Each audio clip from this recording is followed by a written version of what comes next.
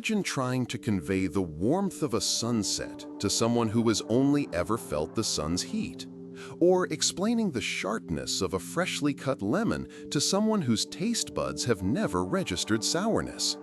This is the monumental challenge of describing color to someone born without sight. Color is not a property inherent in an object itself, but rather a perception, an interpretation by our brains of certain wavelengths of electromagnetic radiation. Objects absorb some wavelengths and reflect others. It's these reflected wavelengths that our eyes detect and our brains translate into the sensation we call color. Without the specialized photoreceptor cells, rods and cones in the retina, or the neural pathways to process their signals, this translation simply cannot happen. We often resort to metaphors, attempting to bridge the gap between sight and other senses. We might say red is warm like fire or loud like a trumpet. Blue might be described as cool like water or calm like a soft hum. While these analogies provide a conceptual anchor, they inevitably fall short. A blind person can understand warmth and loudness, but these sensations are fundamentally distinct from the visual experience of red.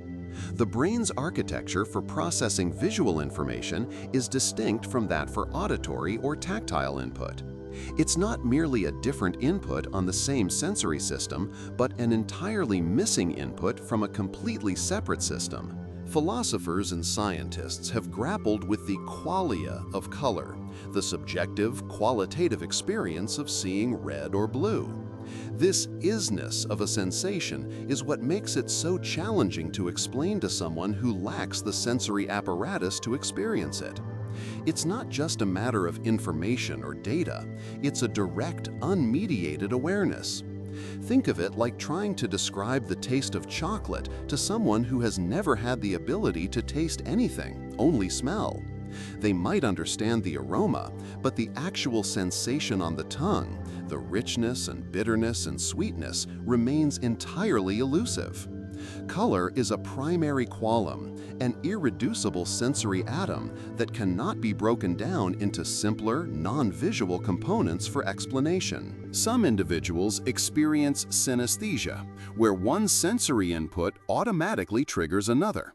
For example, some might see colors when they hear music. While this offers a fascinating glimpse into interconnected sensory experiences, it's not the same as directly perceiving color. A synesthete who sees blue when hearing a C note isn't experiencing blue in the same way a sighted person does, but rather a consistent cross-modal association. Researchers have also explored sensory substitution devices like the voice system, which translates images into soundscapes, allowing blind individuals to see through hearing. Users learn to interpret patterns of sound as shapes and even rudimentary colors based on brightness, forming a spatial awareness. However, this is still a learned translation, a cognitive workaround, not the direct, immediate experience of visual color perception. Ultimately, explaining color to someone who has never seen it is like trying to describe the feeling of love to an AI that only processes data. The AI might correlate data points related to human relationships and emotional responses, but it won't feel love. Color is an embodied experience, deeply integrated into our human physiology and subjective consciousness. It's not merely a piece of information that can be verbally transmitted or rationally deduced. The very notion of seeing is so fundamental to our understanding of the world that trying to remove it and then reconstruct it through other senses proves to be an insurmountable linguistic and conceptual barrier. It highlights the profound limitations of language and the unique, irreducible nature of our individual sensory realities.